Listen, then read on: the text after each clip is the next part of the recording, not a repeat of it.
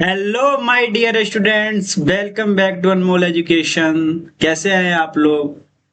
तो आज हम इस वीडियो में गैमेटोजेनेसिस पढ़ने वाले। गैमेटोजेनेसिस का कंसेप्ट हम 15 मिनट में खत्म करेंगे। बहुत इजी कंसेप्ट है कि मेल में गैमेट्स का फॉर्मेशन कैसे होता है, फीमेल में गैमेट्स का फॉर्मेशन कैसे होता है, यही पढ़ने वाले हैं। तो चलिए बिना देरी के करते हैं शुरुआत।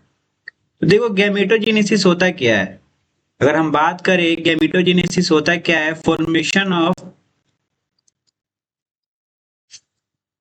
गैमेट्स। गैमेट्स का फॉर्मेशन एट प्यूबर्टी, प्यूबर्टी के समय, इसी प्रोसेस को हम कहते हैं गैमेटोजेनेसिस। गैमेटोजेनेसिस मेल्स में और फीमेल्स में दोनों का चर्चा करेंगे हम इस वीडियो में। तो gametogenesis in male, gametogenesis in male is also known as spermatogenesis. Gametogenesis जो मेल्स में होता है उसको हम स्पर्मेटोजेनेसिस के भी नाम से जानते हैं, क्योंकि इसमें स्पर्म का फॉर्मेशन हो रहा है। किसका फॉर्मेशन हो रहा है? स्पर्म का। तो इसीलिए इस प्रोसेस का नाम क्या हो जाएगा? स्पर्मेटोजेनेसिस। ठीक है। It is the process by which immature male germ cell, जिसको हम स्पर्मेटोगोनिया कहते हैं। आपको इसके पहले वाले वीडियो में मैंने बताया था कि हर एक टेस्टिस में 250 कंपार्टमेंट्स होते हैं, जिसको टेस्टिकुलर लोब्यूल्स बोलते हैं। इसमें 1 से 3 हाईली कॉइल्ड स्ट्रक्चर सोमनिफेरस ट्यूब्यूल्स होते हैं, और जहां पे ये इमेच्योर मेल जर्म सेल पाए जाते हैं। Develop into mature motile spermatozoa. ये स्पर्मेटोगोनिया क्या होता है, जो होता है वो स्पर्मेटोजोआ यानी स्पर्म में बदलता है। इसी प्रोसेस को हम कहते हैं स्पर्मेटोजेनेसिस। स्पर्मेटोजेनेसिस किसको कहेंगे? तो स्पर्मेटोगोनिया, जो कि मेल जर्म सेल है, इमेच्योर मेल जर्म सेल, किसमें कन्वर्ट हो जाता है? स्पर्मेटोजोआ। तो कैसे ये कन्वर्ट होता है, क्या क्या प्रोसेस होता है, कौन कौन से हार्मोन्स इस प्रोसेस में रिस्पॉन्सिबल होते हैं, ये सारे प्रोसेस को हम यहाँ पे समझने वाले हैं। ठीक है, आपका कंसेप्ट बिल्कुल अच्छे से क्लियर होगा इस वीडियो में। तो the process begins as puberty में, जैसे कि मैंने पहले बता दिया था, ये प्रोसेस कब स्टार्ट होता है? प्यूबर्टी में। occurs continuously throughout male life inside the seminiferous tubules of the testis, और ये मेल में लाइफ टाइम के लिए होता है। प्यूबर्टी के समय स्टार्ट होता है, यानी 13 से 14 साल के उम्र में मेल में स्टार्ट होता है और उसके लाइफ टाइम तक रहता है। यानी 80 साल का बूढ़ा आदमी भी बाप बनने की कैपेसिटी रखता है, क्योंकि वो उस समय भी स्पर्म का प्रोडक्शन कर सकता है बच्चों। ठीक है। ये कहाँ बनते हैं? टेस्टिस के सेमनीफेरस ट्यूब्यूल्स में बनते हैं। ठीक है। इट टेक्स रफली 64 to 74 days for a single sperm cell to develop fully। अब देखो, इसीलिए आपको ये मास्टरबेशन से बचाने के लिए उपाय दिया जाता है कि एक स्पर्म को, देखो यहाँ पे खुद लिखा है, एक स्पर्म को बनने में, ठीक है, फुल्ली डेवलप होने में 64 to 74 डेज लगते हैं। कितना लगते हैं? 64 to 74 डेज। ठीक है। साइट ऑफ स्पर्मेटोजेनेसिस, स्पर्मेटोजेनेसिस कहाँ होता है, इसके साइट्स क्या होता है? तो जैसे कि हमने पहले, मैं आपको बता चुका हूँ कि सेमनीफेरस ट्यूब्यूल्स में होता है। टेस्टिस के 2 क्रूशियल सोमैटिक सेल सपोर्ट करते हैं इस प्रोसेस को। पहला है सर्टोली सेल, जिसको हम नर्स सेल भी कहते हैं। नर्स सेल क्यों कहते हैं बच्चों इसको? क्योंकि ये मेल जर्म सेल को क्या करता है? नॉरिशमेंट प्रोवाइड कराता है, यानी उसका पालन पोषण करता है, सिंपल भाषा में समझे तो। इसीलिए इसको हम नर्स सेल कहते हैं। लोकेटेड इनसाइड द ट्यूब्यूल्स, ये भी सेमनीफेरस ट्यूब्यूल्स के अंदर लोकेटेड होता है। They provide structural support, structural support भी प्रोवाइड कराता है, नॉरिशमेंट भी प्रोवाइड कराता है, and crucial chemical signals to the developing germ cell. और जो डेवलपिंग जर्म सेल होते हैं, जो डेवलप करते हुए स्पर्म होते हैं, उनको ये क्रूशियल केमिकल सिग्नल्स देता है। ठीक है। दूसरा हमारा जो सेल है, ये भी बहुत इंपॉर्टेंट रोल प्ले करता है स्पर्मेटोजेनेसिस में, जिसको हम कहते हैं लैडिक सेल और industrial cells, located in the connective tissue outside the tubule. ये ट्यूब्यूल के आउटसाइड लोकेटेड होता है। ठीक है। दे सीक्रेट टेस्टोस्टेरोन, और जो हमारे बॉडी में, जो मेल की बॉडी में जो हार्मोन सबसे ज्यादा इंपॉर्टेंट रोल प्ले करता है टेस्टोस्टेरोन, उस हार्मोन को यही सीक्रेट करता है, ठीक है। Which drive the entire process, जो कि क्या करता है, इस प्रोसेस को ड्राइव करता है, यानी इस सारे स्पर्मेटोजेनेसिस के प्रोसेस को चलाता है। कौन सा हार्मोन चलाता है? टेस्टोस्टेरोन, इसीलिए इसको कहते हैं मेल सेक्स हार्मोन, ठीक है। Spermatogenesis can be divided into 3 distinct phase. देखो स्पर्मेटोजेनेसिस को 3 डिस्टिंक्ट फेज में डिवाइड किया गया है। पहला है मायोटिक मल्टीप्लिकेशन। मायोटिक मल्टीप्लिकेशन मैंने आपको मायोटिक सेल डिवीजन के बारे में बताया कि इसमें जो क्रोमोसोम का नंबर होता है वो क्या होता है, कांस्टेंट होता है, बस इसमें सेल डिवाइड कर देते हैं। मियोटिक डिवीजन, मियोटिक डिवीजन में क्या होता है कि क्रोमोसोम का जो नंबर होता है आफ्टर सेल डिवीजन आधा हो जाता है, हाफ हो जाता है, ठीक है। एंड स्पर्मियोजेनेसिस, और जो तीसरा फेज है वो हमारा क्या है बच्चों, स्पर्मियोजेनेसिस, ठीक है। तो पहला फेज पढ़ते हैं multiplication. Multiplication, these are the diploid stem cell present on the inner wall of the seminiferous tubules. They contain 46 chromosome. Spermatogonia मैंने पहले बताया था, डिप्लॉयड स्टेम सेल होते हैं, सेमनीफेरस ट्यूब्यूल्स में होते हैं। इनमें 46 क्रोमोसोम का नंबर होता है। कितने क्रोमोसोम का नंबर होता है? 46। एट प्यूबर्टी, प्यूबर्टी के समय दिस सेल मल्टीप्लाई कंटिन्यूसली। अब इन सेल में क्या होता है, माइटोटिक डिवीजन होता है, जिससे इनके नंबर इंक्रीज होते हैं, ठीक है। Some of this spermatogonia stop dividing and grow larger by accumulating nutrients. और इनमें से कुछ जो स्पर्मेटोगोनिया होते हैं वो डिवाइड होना रोक देते हैं, डिवाइड नहीं होते हैं, ठीक है। एंड वो क्या करते हैं, न्यूट्रिएंट्स को एक्यूमुलेट करके, यानी न्यूट्रिएंट्स को लेकर अपने साइज को लार्जर करने लगते हैं, ग्रो लार्जर इन साइज, ठीक है। दिस एनलार्ज सेल्स, इस एनलार्ज सेल को हम कहते हैं प्राइमरी स्पर्मेटोसाइट्स, ठीक है। प्राइमरी स्पर्मेटोसाइट्स हो जाएगा तो उसमें मियोसिस 1 होता है। मियोसिस 1 में क्या होता है कि सेकेंडरी स्पर्मेटोसाइट्स बनते हैं, ठीक है। और इसमें क्रोमोसोम का नंबर क्या हो जाता है, आधा हो जाता है, क्योंकि मियोसिस सेल डिवीजन हो रहा है।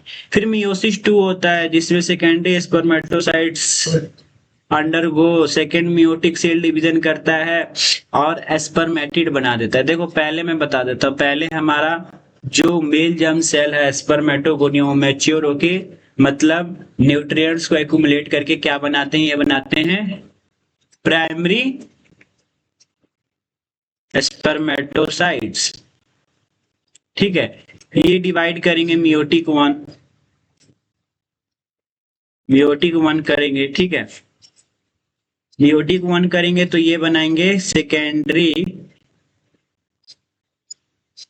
स्पर्मेटोसाइट्स, ठीक है। और फिर इसका ये क्या करेगा, मियोटिक 2 करेगा, ठीक है। तो ये बना देगा स्पर्मेटिड, ठीक है। और फिर इस स्पर्मेटिड में क्या होगी, जब इसके टेल पार्ट आ जाएगा, ठीक है, तब ये बदल जाएगा, किसमें बदल जाएगा बच्चों, स्पर्मेटो जोआ में, ठीक है। स्पर्मेटोजोआ, देखिए यहाँ पे खुद लिखा है, at this stage spermatids are just simple होते हैं, बिल्कुल नॉन मोटाइल होते हैं, मतलब उनमें मोटालिटी कैपेसिटी नहीं होती है। सर्कुलर सेल होते हैं, सिर्फ सर्कल होते हैं, ऐसे सर्कुलर सेल्स होती हैं। फिर हमारा आता है फेज 3 स्पर्मियोजेनेसिस, जिस फेज को हम कहते हैं transformation. This is the purely morphologically phase where no cell division occur. यहाँ प्योरली क्या है, मोर्फोलॉजिकल फेज होता है जहाँ पे सेल डिवीजन तो होता नहीं है, but the non motile spherical spermatids are transfer into highly specialised motile spermatozoa. मैंने बोला नहीं, इसमें क्या आएंगे, टेल आएंगे, उसका एक्रोसोम बनेगा, मिडल पार्ट बनेगा, और स्पर्मेटिड्स क्या किसमें बदल जाएगा, ये बदल जाएगा स्पर्मेटोजोआ में। और इस प्रोसेस को हम कहते हैं स्पर्मियोजेनेसिस। याद कर लेना बच्चों, बहुत बार ये पूछता है, what do you mean by spermiogenesis? तो स्पर्मियोजेनेसिस किसको कहते हैं बच्चों? स्पर्मेटिड से, ठीक है, स्पर्मेटिड से स्पर्मेटोजोआ में जो कन्वेंशन होता है उसी को कहते हैं स्पर्मियोजेनेसिस। जो इसका जो गोल्जी ऑपरेटस होता है, condense to form acrosome, condense होकर एक्रोसोम बनाता है। न्यूक्लियस एलोंगेट्स एंड कंडेंस, ये भी न्यूक्लियस क्या होता है, एलोंगेट हो जाता है और कंडेंस हो जाता है। Centrioles form the axial filament of the tail. और जो ये सारे सेल ऑर्गेनेल्स है, जितने भी आप नाम देख रहे हैं ये सेल ऑर्गेनल्स है, आपने क्लास 9th में पढ़ा होगा सेल ऑर्गेनल्स के बारे में। तो एक्सियल फिलामेंट बनाते हैं जो आगे चल के टेल में कन्वर्ट हो जाते हैं। Mitochondria arrange themselves into a spiral around the middle piece, और स्पर्म के मिडल पीस में माइटोकॉन्ड्रिया अपने आप को रीअरेंज कर लेता है, ठीक है। तो एक स्पर्म का स्ट्रक्चर अगर हम देखेंगे तो ये हमारा एक्रोसोम हो जाएगा, इसमें एंजाइम्स वगैरह होते हैं, बीच में हमारा मिडल पार्ट जहाँ पे माइटोकॉन्ड्रिया पाया जाता है, और ये हमारा टेल हो गया, ठीक है, जो मोटालिटी में हेल्प करता है। तो ये हमारा एक स्ट्रक्चर ऑफ स्पर्म हो गया बच्चों, ठीक है। स्पर्मिएशन ये भी बहुत इंपॉर्टेंट प्रोसेस है। जब स्पर्मियोजेनेसिस कंप्लीट हो जाता है तो the heads of the mature sperm remains embedded into the Sertoli cell of the for nutrition. कह रहा है कि स्पर्मियोजेनेसिस होने के बावजूद भी जो स्पर्म का हेड होता है वो एम्बेडेड होता है, मतलब धसा हुआ होता है सर्टोली सेल्स में न्यूट्रिशन के लिए। Eventually they are release from the seminiferous tubules and into the lumen.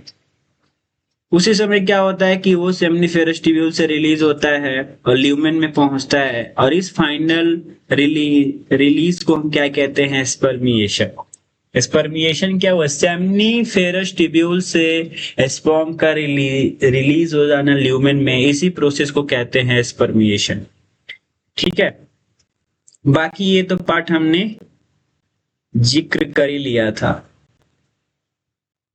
देखो ये सब ना मैं एक बार जल्दी बता देता हूं आपको। Structure of A mature spermatozoa, ठीक है। जो मैच्योर स्पर्मेटोजोआ होता है उसका स्ट्रक्चर कैसे होता है, तो उसका हेड इलोंगेटेड होता है, हैप्लॉइड न्यूक्लियस होता है, ठीक है।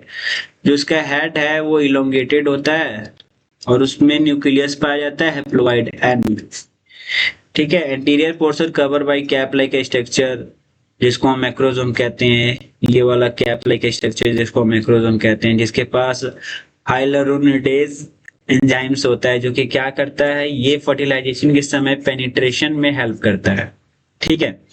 Neck tiny connecting region connecting centrioles that play key role in the first cleavage division of the fertilise zygote, जो कि जाइगोट के फर्टिलाइज जाइगोट है उसके फर्स्ट क्लीवेज डिवीजन में इंपॉर्टेंट रोल प्ले करता है सेंट्रियोल्स। सेंट्रियोल्स का काम ये सेल डिवीजन कराना, ठीक है।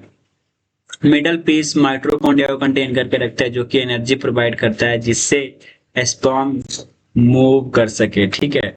लॉन्ग होता है, सिलेंडर एक्सटेंशन होता है, propels the sperm forward through fluid medium, मतलब मीडियम में स्पर्म को स्विंग करने की कैपेसिटी यही प्रोवाइड कराता है। हार्मोनल कंट्रोल क्या होता है, मैंने पहले बताया था इसके पहले वाले वीडियो में, अगर आप देखे हैं तो हाइपोथैलेमस ग्लैंड सारे एंटीरियर ग्लैंड को कंट्रोल करता है, उसके हार्मोनल एक्टिविटी को ये कंट्रोल करता है। तो हाइपोथैलेमस क्या करेगा, पिट्यूटरी ग्लैंड में गोनाडोट्रोपिन हार्मोन को भेजेगा।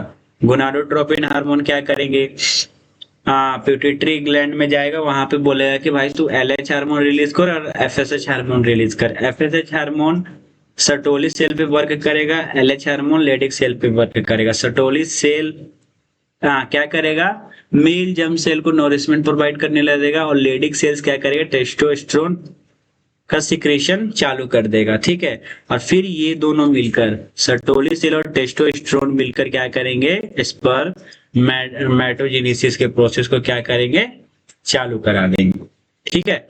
तो ये सारे रोल लिखे हुए हैं इसमें, ये आप लोग देख लेना। चलो अब हम फीमेल में पढ़ लेते हैं। गैमेटोजेनेसिस इन फीमेल, मेल से बिल्कुल अलग है फीमेल में गैमेटोजेनेसिस, ठीक है। Gametogenesis in females is known as oogenesis, ठीक है। जैसे मेल में गैमेटोजेनेसिस को हम स्पर्मेटोजेनेसिस कहते थे, तो इसमें हम क्या कहेंगे, ओजेनेसिस कहेंगे। कॉम्प्लेक्स प्रोसेस होता है, primitive immature female germ cell are transfer into mature haploid egg और ovum, unlike spermatogenesis in male which begins at puberty and is continuous. Oogenesis is a discontinuous process that begins before birth during embryonic development, pause for years and terminates at menopause. ये क्या कह रहा है इस line का, देखो पहले तो आपको समझ में आ गया कि ओजेनेसिस कहलाता क्या है। Primitive immature female germ cell का ओवम में ट्रांसफर हो जाना, इसी प्रोसेस को हम ओजेनेसिस कहते हैं। कह रहे हैं यहाँ पे अनलाइक स्पर्मेटोजेनेसिस, जैसे मेल में जो स्पर्मेटोजेनेसिस होता था प्यूबर्टी के समय स्टार्ट होता था और लाइफ टाइम के लिए चलता रहता था। मैंने बोला था कि एक 80 साल का बूढ़ा आदमी भी बाप बनने की कैपेसिटी रखता है, बट फीमेल में वैसा बिल्कुल ही नहीं है। जो ओजेनेसिस है वो डिसकंटिन्यूअस प्रोसेस होता है, ये बर्थ से पहले ही एम्ब्रियोनिक स्टेज में स्टार्ट हो जाता है, ठीक है।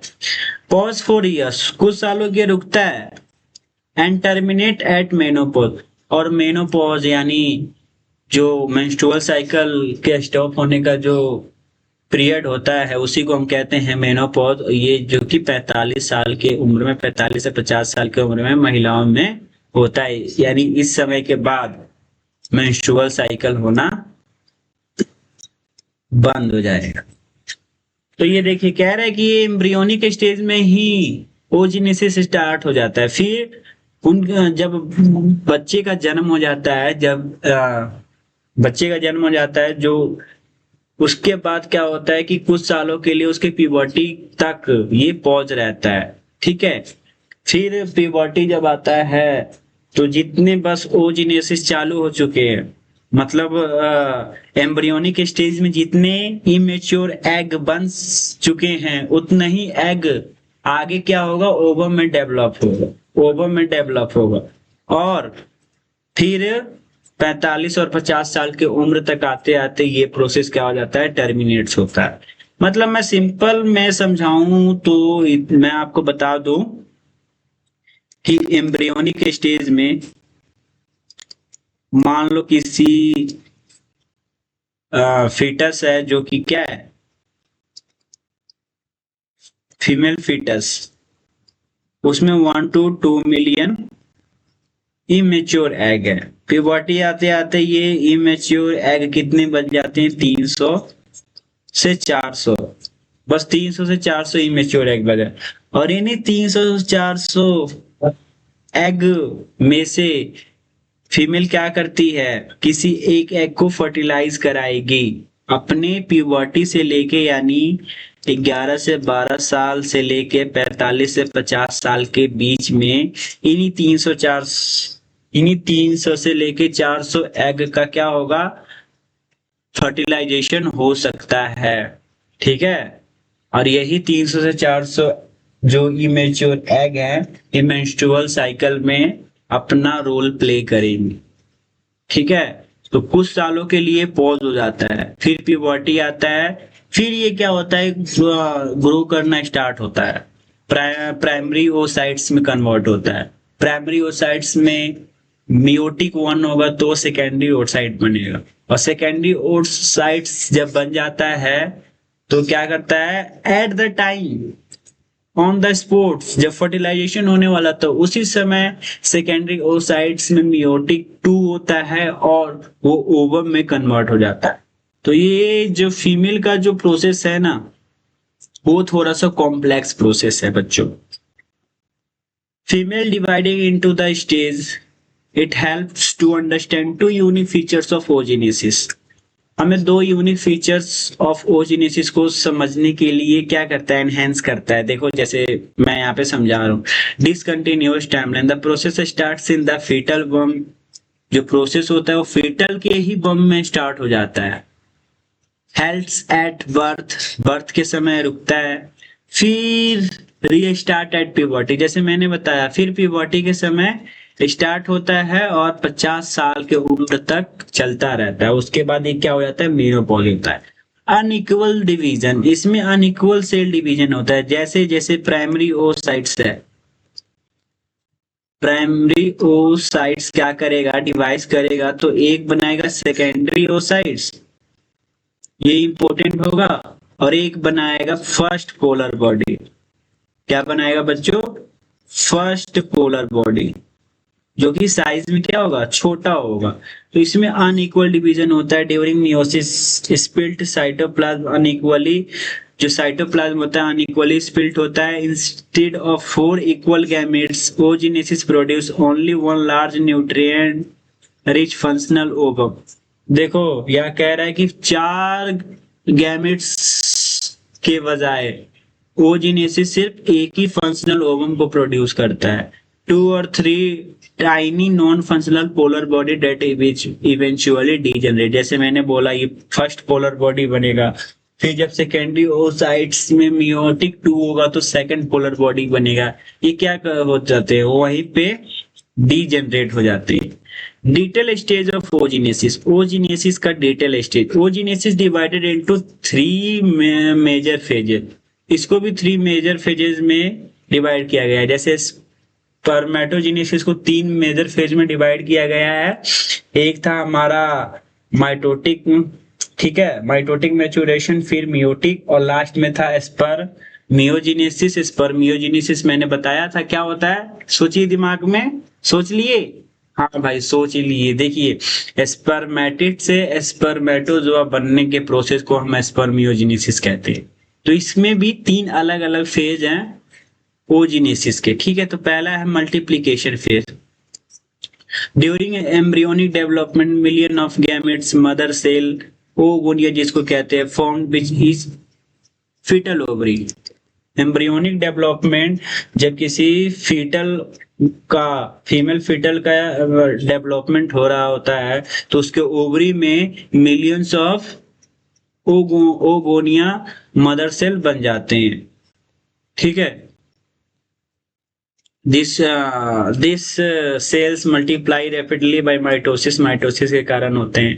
No more oogonia are ever formed or added after a female baby is born, जैसे मैंने पहले आपको बता दिया था कि फीमेल बेबी बोर्न, उसके जन्म के बाद कोई ओगोनिया सेल नहीं बनता है बच्चों, ये बहुत की कंसेप्ट है। No oogonia cell is formed, ठीक है। Growth phase, the oogonia stop dividing and grow much larger by accumulating nutrient, जैसे स्पर्म में भी हुआ था, डिवाइडिंग स्टॉप करता है और न्यूट्रिएंट्स को एक्यूमुलेट करके साइज में लार्जर होता है। फिर मियोसिस के लिए प्रिपेयर होता है, ठीक है। एनलार्ज सेल को इसमें प्राइमरी oocytes कहते हैं, जैसे स्पर्म में प्राइमरी स्पर्मेटोसाइट्स कहते थे। Each primary oocytes initiate the first meiotic division होता है बट गेट अरेस्टेड, जैसे इसमें पॉज हो जाता है प्रोफेज 1 के, ठीक है। डिप्लोटीन स्टेज, जिस प्रोफेज 1 में बहुत सारे 5 स्टेज होते हैं, ठीक है। तो उस स्टेज में एक डिप्लोटीन स्टेज, जो कि आई थिंक पैकाटीन स्टेज के बाद आता है डिप्लोटीन स्टेज। इस स्टेज में क्या होता है कि ये अरेस्ट हो जाता है, यानी एक बार मियोसिस कर लिया फिर यहाँ पे अरेस्ट हो जाएगा। सेकंड मियोसिस कुछ देर के बाद होगा। मैंने पहले बताया सेकंड मियोसिस कब होगा, जब फर्टिलाइजेशन होने वाला होगा। जस्ट फर्टिलाइजेशन के पहले सेकंड मियोसिस होता है और सेकेंडरी oocytes किस में बदल जाता है, ओवम में बदल जाता है। While pause the primary oocytes get surrounded by a layer, जिसको ग्रेनुलोशल सेल्स कहते हैं, जिसको प्राइमरी फॉलिकल भी कहते हैं। Large number of this follicle degenerate between the birth and puberty. तो वो ये कह रहा है कि बर्थ से लेकर प्यूबर्टी तक आते आते large number of follicles degenerate हो जाती है। जैसे मैंने बताया कि बर्थ के समय 1 से 2 मिलियन होते हैं और प्यूबर्टी आते आते 300 से 400 रहते हैं। ठीक है, तो यही इसका कंसेप्ट है। At puberty only about 60,000 to 80,000 primary follicles are left in each ovary. यार यहाँ पे ना 300 से 400 ही होगा यहाँ पे, मतलब प्राइमरी फॉलिकल्स। अच्छा, इतना फॉलिकल बचते हैं, बट 300 से 400 ही फॉलिकल है जो पूरा 50 साल तक ही उपयोग होगी, इससे ज्यादा इसकी यूज नहीं होगी। मैच्योरेशन फेज में आते हैं। कंप्लीशन ऑफ मियोसिस 1 होता है just prior to ovulation. The primary oocyte completes its long pause first meiotic division because of unequal cytoplasmic। ठीक है, फिर यहाँ पे क्या बनता है, लार्ज ओसा सेकेंडरी ओसाइट्स बनता है that retains almost all the nutrients rich cytoplasm। a tiny haploid body भी बनता है जिसको फर्स्ट पोलर बॉडी भी कहते हैं, जो कि क्या हो जाता है, डीजेनरेट हो जाता है। ठीक है, फिर अरेस्ट हो जाता है एंड फिर this time at the metaphase 2। फिर ये क्या होता है, ये मेटाफेज 2 में देखो वो डिप्लोटीन 1 में अरेस्ट होता था प्राइमरी oocytes। ठीक है, फर्स्ट मियोटिक डिवीजन मियोसिस 1 होता है but get arrested eight prophase 1। ठीक है, और इसमें क्या कह रहा है कि इसमें ये मेटाफेज 2 स्टेज में arrested in meiosis 2 the secondary oocytes start it's second meiotic division meiosis 2 but get arrested again this time at the metaphase। देखो प्राइमरी oocytes जब मियोसिस 1 करता है तो वो प्रोफेज 1 के डिप्लोटीन स्टेज में अरेस्ट हो जाता है। फिर जब secondary oocytes second meiotic division करता है for the formation of ovum, ये क्या हो जाता है, ये मेटाफेज के सेकंड स्टेज में क्या हो जाता है, ये भी अरेस्ट हो जाता है। देख लो भाई, ओव्यूलेशन होता है मेंस्ट्रुअल साइकिल के 40 डेज में। ठीक है, इसके पहले वाली वीडियो में हमने मेंस्ट्रुअल साइकिल को भी अच्छे से क्लियर कराया है, तो अगर आप इस वीडियो से पहले उस वीडियो को देख लीजिएगा तो ये और अच्छे से समझ में आएगा। ओव्यूलेशन में क्या होता है, जो सेकेंडरी oocytes होता है बच्चों, वो फैलोपियन ट्यूब में उसका रिलीज हो जाता है वो। ठीक है, the trigger for completion meiosis 2 is never completed unless a sperm penetrate the secondary oocyte। जैसे मैंने बताया था ठीक फर्टिलाइजेशन के जस्ट पहले होता है। तो एक ट्रिगर फॉर कंप्लीकेशन, एक ट्रिगर होता है इस कंप्लीशन के लिए कि मियोसिस 2 कभी भी नहीं होगा अगर स्पर्म सेकेंडरी oocyte से पेनिट्रेट ना करे। जैसे ही स्पर्म सेकेंडरी oocyte से पेनिट्रेट करता है, सिग्नल मिल जाता है कि हाँ भाई अब मियोसिस 2 करने का समय आ गया है। तो जो सेकेंडरी oocytes मियोसिस 2 कराने के लिए मेटाफेज 2 में अरेस्ट हुआ था, वहां से वो क्या हो जाता है, फ्री हो जाता है और फिर मियोसिस 2 कंप्लीट करते हैं। और मियोसिस 2 कंप्लीट करने के बाद क्या होता है बच्चों, ओवम का फॉर्मेशन होता है और ओवम और स्पर्म मिलते हैं तो फर्टिलाइजेशन हो जाता है। ठीक है, fertilization occurs the entry of sperm break the arrest.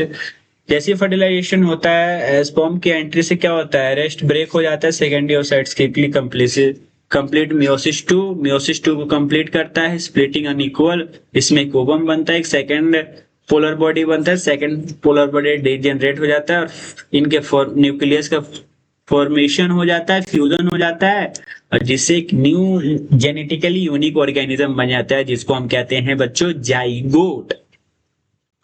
जब फर्टिलाइजेशन नहीं होता है तो क्या होता है, सेकेंडरी oocyte डीजेनरेट हो जाता है, set during mensuration without over completing meiosis 2। अगर फर्टिलाइजेशन नहीं होगा तो सेकेंडरी oocyte 72 आवर्स के लिए स्पर्म का इंतजार करता है। आजा भाई, 72 घंटों के लिए स्पर्म का इंतजार करेगा। स्पर्म अगर नहीं आएगा तो बेचारा क्या होगा, डीजेनरेट हो गए जाके यूट्रस के वॉल पे जो यूट्रस का एंडोमेट्रियम वॉल है उस पे क्या हो जाएगा, डिपॉजिट हो जाएगा और मेंस्ट्रुअल साइकिल का जैसे फिर से पीरियड होगा in the form of bleeding वो बाहर आएगा। ठीक है, देखो ये फॉलिकुलर डेवलपमेंट ये मैंने पढ़ा दिया था मेंस्ट्रुअल साइकिल में कि ये फॉलिकुलर फेज होता है। तो जो इमेच्योर एग होते हैं ओगोनिया सेल होते हैं, जैसे मैंने बताया था कि फीमेल में एम्ब्रियोनिक स्टेज में ही ओगोनिया सेल बन जाते हैं। आफ्टर बर्थ एक भी ओगोनिया सेल फॉर्म नहीं होता है, यानी आफ्टर बर्थ एक भी इमेच्योर एग नहीं बनता है। तो प्राइमरी फॉलिकल से सेकेंडरी फॉलिकल बनते हैं, सेकेंडरी फॉलिकल से टर्शियरी फॉलिकल बनता है जिसमें एंट्रनम होता है मैच्योर, फिर ये एंट्रनम और ये टर्शियरी फॉलिकल मिलकर ग्राफियन फॉलिकल बनते हैं। ग्राफियन फॉलिकल से प्राइमरी ओसाइट्स निकलता है। क्या निकलता है? प्राइमरी ओसाइट निकलते हैं। ठीक है, और इस प्राइमरी ओसाइट्स से फिर वही सेकेंडरी ओसाइट्स का फॉर्मेशन होता है। हार्मोन कौन को, सॉरी यहाँ पे देखो क्या हो गया है,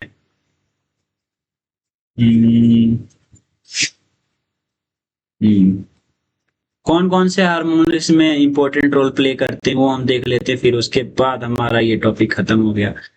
फिर क्या करता है कि हाइपोथैलेमस ग्लैंड जो होता है वो गोनाडोट्रोपिन रिलीजिंग हार्मोन अपना रिलीज करता है। ये क्या करता है, ये जाके एफएसएच और ल्यूटिनाइजिंग हार्मोन को स्टिमुलेट करता है ताकि भाई अपना रिलीज करे। जो एफएसएच हार्मोन है वो भी क्या करेगा, फॉलिक्यूलर डेवलपमेंट में हेल्प करेगा। यानी जो प्राइमरी फॉलिकल से सेकेंडरी फॉलिकल, सेकेंडरी फॉलिकल से टर्शियरी फॉलिकल और टर्शियरी फॉलिकल आगे मैच्योर होकर ग्राफियन फॉलिकल में कन्वर्ट होता है, वो इसी हार्मोन की वजह से होता है जिसको हम कहते हैं एफएसएच हार्मोन। ठीक है, और जो ग्राफियन फॉलिकल का जो आउटर लेयर होता है जिसको हम कहते हैं, क्या कहते हैं यार, ग्रेनुलोसा कहते हैं आई थिंक। यहाँ पे देखो लिखा हो ग्रेनुलोसा। ये क्या करता है, एस्ट्रोजन हार्मोन रिलीज करता है और ये एस्ट्रोजन हार्मोन फीमेल के सेकेंडरी सेक्सुअल कैरेक्टर के लिए रिस्पॉन्सिबल होता है। यानी फीमेल में जो भी सेकेंडरी सेक्सुअल कैरेक्टर आ रहे हैं वो किस हार्मोन की वजह से आते हैं, एस्ट्रोजन। मेल में टेस्टोस्टेरोन, फीमेल में एस्ट्रोजन। साथ में ये